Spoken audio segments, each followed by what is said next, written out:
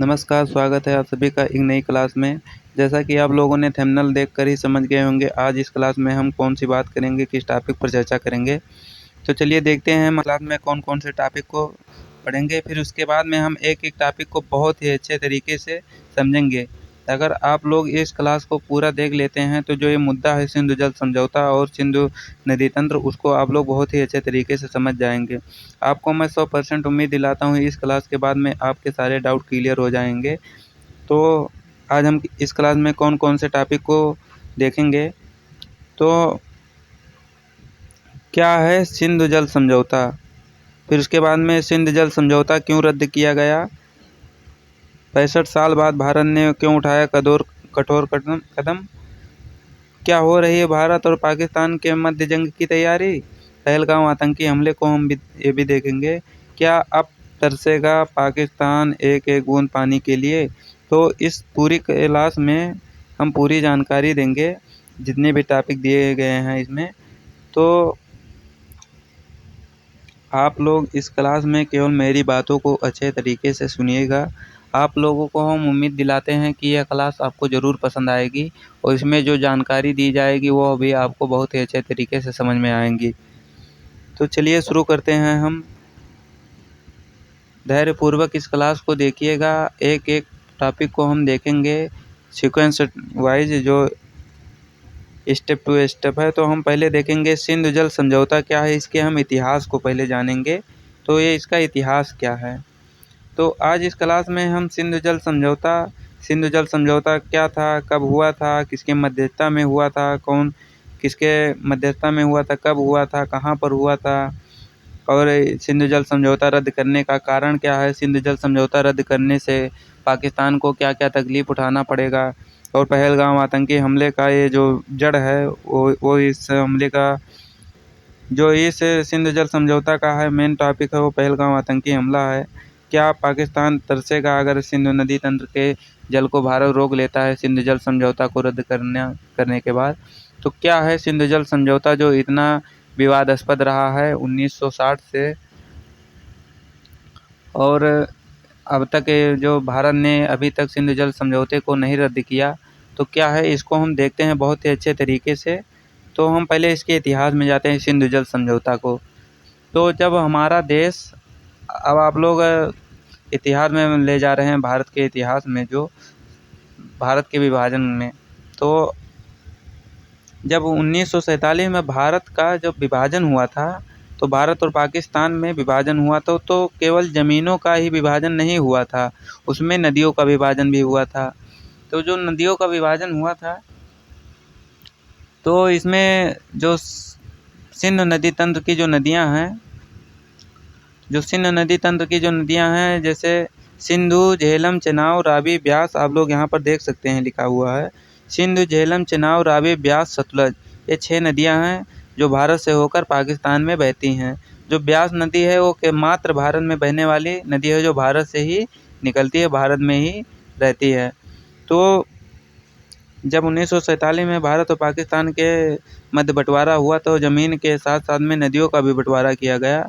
तो जो ऊपर की 3 नदियाँ थीं, यानी आप कह सकते हैं जो पश्चिमी नदियाँ 3 थी, सिंध, झेलम, चेनाब, तो इनके जल का जो उपयोग है वो पाकिस्तान पूर्णतः कर सकता है। तो इसी को हम देखेंगे एक-एक उम्मीद में एक-एक टॉपिक को, कि भारत कौन सी नदियों का पानी कितना उपयोग कर सकता है। तो चलिए शुरू करते हैं देरी न करते हुए। तो इसके इतिहास को पहले हम देखेंगे, फिर उसके बाद में एक-एक टॉपिक को हम अच्छे तरीके से देखेंगे। तो आज के क्लास में हम क्या देखेंगे, आज हम एक क्लास में देखेंगे कि सिंधु यानी इंडस वाटर ट्रीटी क्या है, इसको रद्द करने के बाद पाक पर क्या, यानी पाकिस्तान पर क्या असर दिखेगा।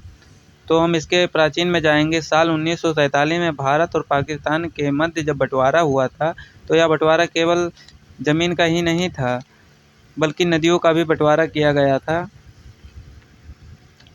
और यह जो सिंधु जल विवाद है वो यहीं से शुरू होता है।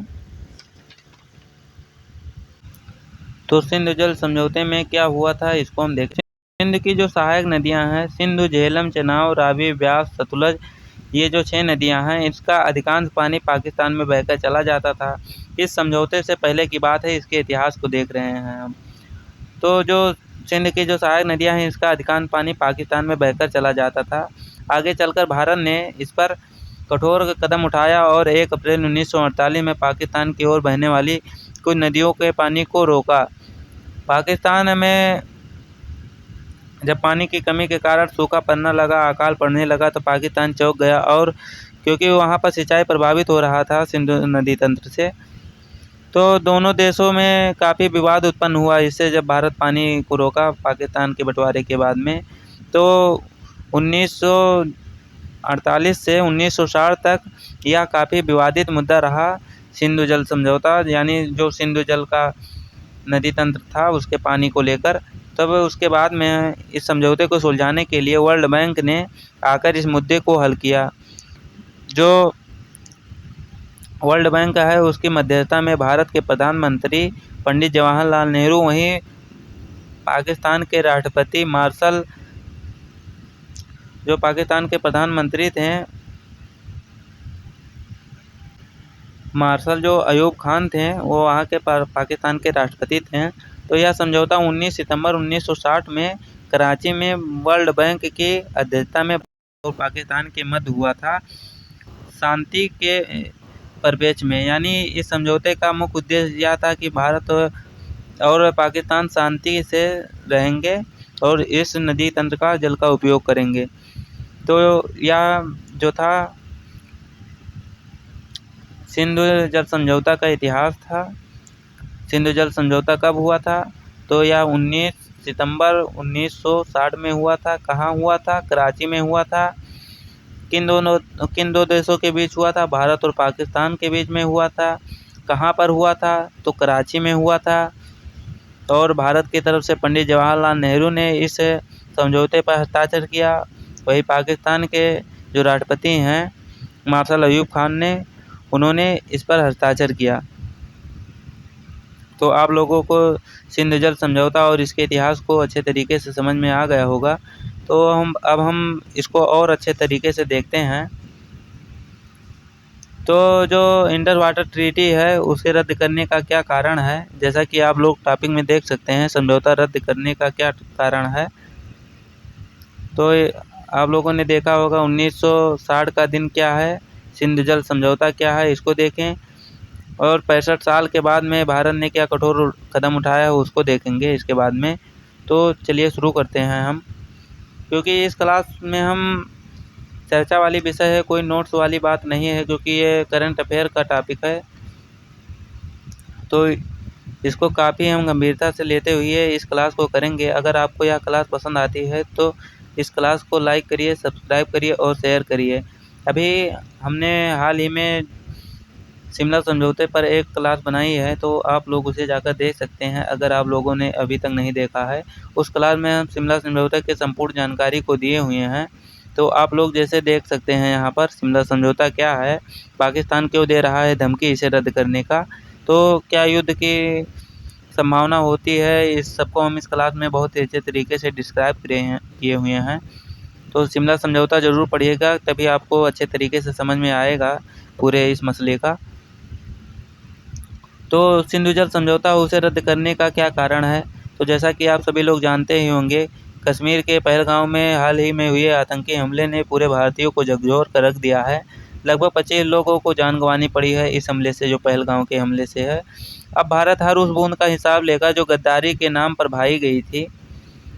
लेकिन भारत इस बार जवाब सिर्फ भाषणों से ही नहीं, बल्कि एक ठोस एक्शन के जरिए दिया है, जिसे सिंधु जल समझौता रद्द करने का कठोर कदम उठाया है भारत सरकार ने। तो केवल भाषणों से नहीं होगा कि हम ये कर देंगे वो कर देंगे। तो अब भारत सरकार ने कड़ा एक्शन लिया है और इस सिंधु जल समझौते को रद्द करने का निर्णय लिया है। तो देखो, भारत इतने हमलों सहने के बाद भी चुपचाप रहा और सिंधु जल समझौता को रद्द नहीं किया। भारत के ऊपर इतना हमला पाकिस्तान ने किया है, लेकिन अगर भारत चाहता तो सिंधु जल समझौते को रद्द कर सकता था। लेकिन भारत वसुधैव कुटुंबकम के नीति को मानता है और विश्व के कल्याण की प्रार्थना करता है। तो भारत ने इसको भी इग्नोर कर दिया, इस हमले को, और इंसानियतों को दिखाते हुए, मानवता को दिखाते हुए सिंध जल समझौता को नहीं रोका। भारत में बहते रहे खून और पाकिस्तान में बहते रहे पानी, लेकिन भारत ने फिर भी इस पर कठोर कदम नहीं उठाया और सिंधु जल समझौता को नहीं रद्द किया। और भारत में बहते रहे खून और पाकिस्तान में पानी जो बहता रहा हमारे देश का, फिर भी भारत ने कुछ नहीं किया। 1948 के बाद में 1960 तक काफ़ी विवादास्पद रहा। फिर वर्ल्ड बैंक की अध्यक्षता में जो 1960 में हुआ था यह समझौता, उसके बाद में पाकिस्तान ने और भारत के बीच शांति को लेकर यह समझौते पर हस्ताक्षर की गई थी कि भारत और पाकिस्तान जो है वो शांति रूप से रहेंगे पड़ोसी देश बनकर। लेकिन पाकिस्तान ने एक भी समझौते का एक भी पालन नहीं किया है। तो देखो, भारत ने इतने हमले सहने के बाद भी हमेशा चुप रहा। अब क्या क्या हमला इस हरामखोर ने किया है उसको देखते हैं। 1965 की युद्ध हुई थी, सभी लोग जानते होंगे। 1984 में सियाचिन कब्जा लिया, उसके बाद में सियाचिन पर हमला किया, फिर भी पानी बहता रहा। 1960 में समझौता हुआ, 1965 में इसने हमला कर दिया।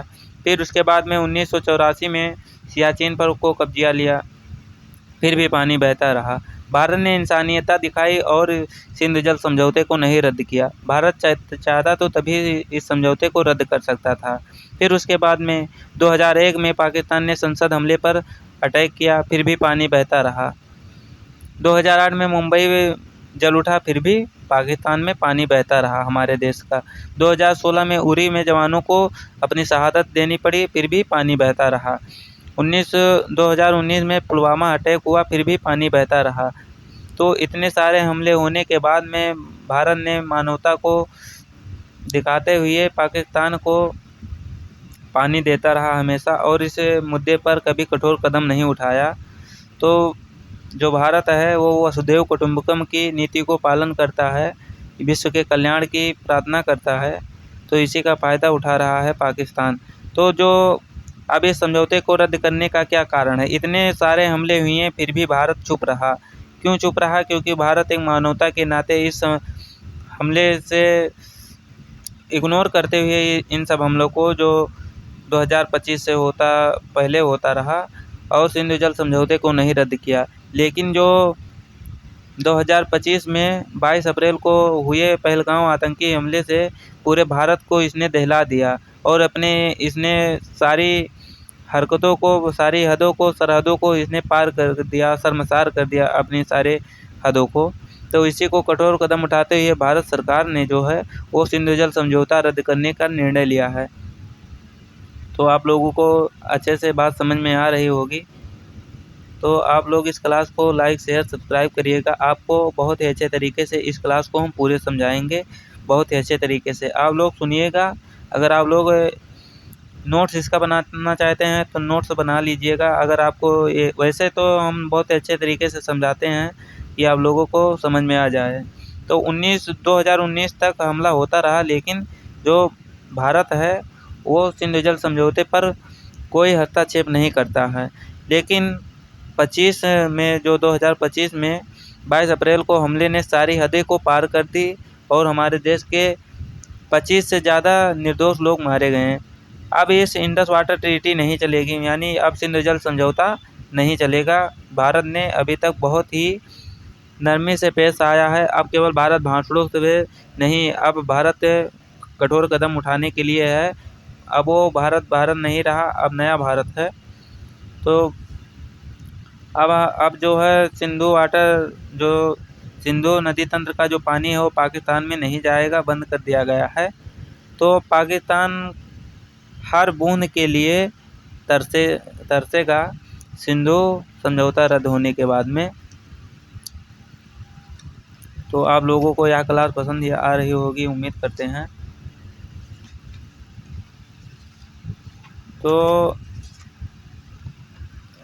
65 साल के बाद में जब 1960 में हुआ था सिंधु जल समझौता, फिर उसके बाद में 2025 में इस समझौते को तोड़ा गया, तो 65 साल लगभग करीब हो गए हैं, और भारत ने तब कठोर कदम जाकर उठाया है, क्योंकि पाकिस्तान की हरकतें शर्मसार कर देने वाली थीं। उन्होंने वहाँ पर जाति धर्म यानी धर्म पूछकर किसी को मारा, तो ये काफ़ी हिंसा और काफ़ी विवाद वाला विषय है और निर्दोष लोग जो मारे गए हैं वो दिल दहला देने वाली बात है। भारतीयों के दिल में आक्रोश और उसके प्रति हिंसा की भावना है, लेकिन भारत के सभी हिंदू मुस्लिम आपसी संबंध को बनाते हुए इसको अच्छे से पालन किया है और कोई भी अभी दंगा बवाल नहीं हुआ है। ये भारत के हिंदू और मुसलमान की एकता को दिखाता है और हम सभी लोगों से कहना भी चाहते हैं कि इस टॉपिक पर हिंदू मुस्लिम एकता को दिखाया जाए और हिंदुस्तान एकता का नारा लगाया जाए। तो इस संधि के बाद में भारत को जो मिली थी 1960 में जो सिंधु जल समझौता हुआ था, भारत को 3 नदियाँ मिली थी और 3 पाकिस्तान को मिली थी। तो जो ऊपर की यानी जो पश्चिमी नदियाँ थीं उनमें से सिंधु, झेलम, चेनाब इसका संपूर्ण पानी का उपयोग करने का हक पाकिस्तान का था और वही जो झेलम, चेनाब, रावी, ब्यास और सतलुज नदी है, यानी रावी, ब्यास, सतलुज जो पूरब की नदियां हैं उन पर अधिकार था जो भारत का था। वो वर्ल्ड बैंक की अध्यक्षता में किया गया था। जो 6 नदियां हैं आप लोग यहाँ पर देख सकते हैं जो नदियां बनाई गई हैं। तो जैसे ऊपर की नदियां जो हैं सिंधु, झेलम, चेनाब, इन 3 पानी का उपयोग पाकिस्तान संपूर्ण रूप से उपयोग करेगा और जो रावी, ब्यास, सतलुज है इसका भारत उपयोग करेगा। तो यही था सिंधु जल समझौता। तो इस संधि के बाद भारत को जो मिली थी नदियाँ उसका पूरा पानी का उपयोग भारत को था और जो पाकिस्तान को मिला था उसको पाकिस्तान का था। लेकिन वही जो पाकिस्तान में जाने वाली जो नदियाँ हैं वो पश्चिमी नदियाँ, उन पर भारत भी अपना अपने इलेक्ट्रिक पावर को लगा सकता है, सिंचाई में उपयोग कर सकता था। ये भी सिंधु जल समझौते में कहा गया था। कुछ हद तक कुछ लिमिटेशन थी कि भारत इतना पानी उपयोग कर सकता है उन सभी नदियों का। तो वही पाकिस्तान को जो 3 नदियाँ मिली थी उसका पाकिस्तान पानी का उपयोग करेगा। यह समझौता के बदले में भारत ने केवल पाकिस्तान से एक ही बात कही थी कि हमें शांति चाहिए, क्योंकि हम वसुधैव कुटुंबकम वाले हैं। हम लोग नो फर्स्ट अटैक की पॉलिसी को अपनाने वाले हैं। हम लोग पहले किसी पर हमला नहीं करते हैं। तो जो शर्त था कि आप हमें शांति दीजिए, आपके जो भारत के सिंधु नदी तंत्र के पानी है वो हमेशा बहता रहेगा। लेकिन आप लोगों ने देखा ही है कि कितना शांति दे रहा है। 1960 के बाद समझौते के बाद में कम से कम इतने हज़ार